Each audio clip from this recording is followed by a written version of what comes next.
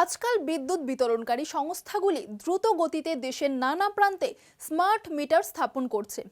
কারণ এই মিটারগুলোর লক্ষ্য হলো রিয়েল টাইম বিদ্যুৎ ব্যবহার পর্যবেক্ষণ করা, বিলিং আরও নির্ভুল করা এবং বিদ্যুৎ চুরি আটকানো। তবে এই ডিভাইসগুলো ইন্টারনেট এবং ডিজিটাল নেটওয়ার্কের সঙ্গে সংযুক্ত হওয়ার কারণে প্রশ্ন উঠছে, স্মার্ট মিটার কি হ্যাক করা সম্ভব? চলুন দেখে নেই বিস্তারিত। স্মার্ট মিটার হলো মূলত একটি ডিজিটাল বিদ্যুৎ মিটার যা একজন গ্রাহকের বিদ্যুৎ ব্যবহার ক্রমাগত রেকর্ড করে এবং সেই ডেটা সরাসরি পরিষেবা প্রদানকারী সংস্থাকে পাঠায়। এবং মিটারে আসা রিডিং নেওয়ার জন্য কর্মীদের বাড়ি বাড়ি যাওয়ার প্রয়োজনীয়তা আর পড়ে না। আপনি সরাসরি রিডিং অনুযায়ী টাকা নিজেই পে করতে পারবেন।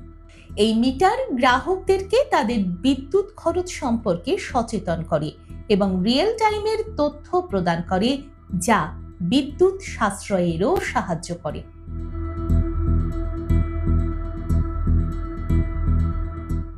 স্মার্ট মিটারে রয়েছে বিভিন্ন আধুনিক প্রযুক্তি। এগুলিতে একটি মাইক্রো প্রসেসর, মেমরি এবং একটি কমিউনিকেশন মডিউল থাকে। জিএসএম, 4G, RF, NB-IoT বা পাওয়ার লাইন কমিউনিকেশনের মতো প্রযুক্তি ব্যবহার করে ডেটা প্রেরণ করা যায়। এই প্রযুক্তিগুলো মিটারকে পরিষেবা প্রদানকারী সংস্থার সার্ভারের সঙ্গে সংযুক্ত করে এবং স্বয়ংক্রিয়ভাবে ব্যবহারের তথ্য প্রেরণ করে।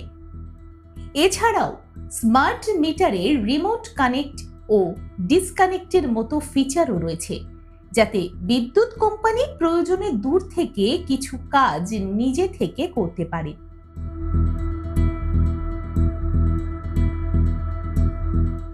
এখন প্রশ্ন, এটি হ্যাক হয় কিনা? প্রযুক্তিগত দিক থেকে বলতে গেলে ইন্টারনেট বা নেটওয়ার্কের সঙ্গে সংযুক্ত কোনো ডিভাইসই হ্যাকিং থেকে সম্পূর্ণ সুরক্ষিত নয়। সুতরাং একটি স্মার্ট মিটার হ্যাক করা তাত্ত্বিকভাবে সম্ভব। তবে আধুনিক স্মার্ট মিটারে এনক্রিপশন, সুরক্ষিত প্রমাণীকরণ এবং সুরক্ষিত ফার্মওয়্যারের মতো একাধিক নিরাপত্তা স্তর থাকে।